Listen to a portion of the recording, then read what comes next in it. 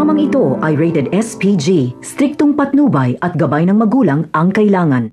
Magiging magkaibigan nga itong si Miguelito at Tanggol. Magiging magaan ang loob nila sa isa't isa. Kapag kasi kasama ni Miguelito si Tanggol ay nakakaramdam siya ng saya at kalayaan.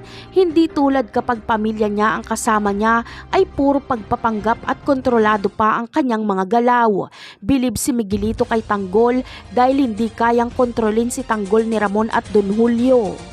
Ngunit hindi lang ito ang dahilan kung bakit magiging magaan ang loob ni Miguelito at Tanggol sa isa't isa.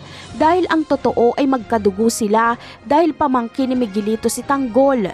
Napakaraming sikreto o bahong itinatago ang pamilya Guerrero na kagagawa ng kamanyakan ni Don Gustavo noon.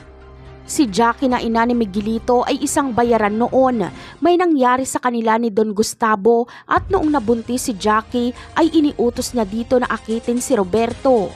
At dahil si Gustavo ang nasusunod ay iniutos niya kay Roberto na pakasalan si Jackie. At nang sa ganon ay si Roberto ang umako sa pinagbubuntis ni Jackie. Walang kaalam-alam dito si Roberto. Pumayag si Jackie sa ganito dahil sa paghahangad niya ng magandang buhay at kapangyarihan. Mapapansin natin ito na mas mahal pa ni Gustavo si Miguelito kaysa kay Olivia at halatang hindi mahal at walang bilib si Roberto sa anak niyang si Miguelito. Magkalayo ang loob nilang mag-ama.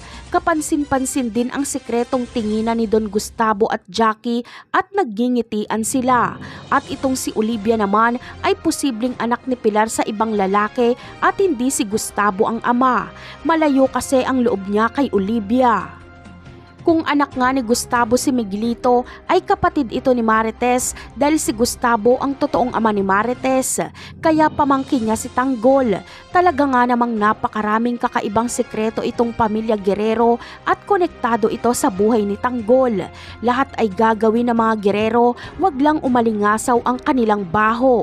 Ngunit posible kayang si Don Julio ang tunay na ama ni Olivia gayong dating may relasyon si Don Julio at Pilar? Yan ang aabangan natin sa mga susunod na episode.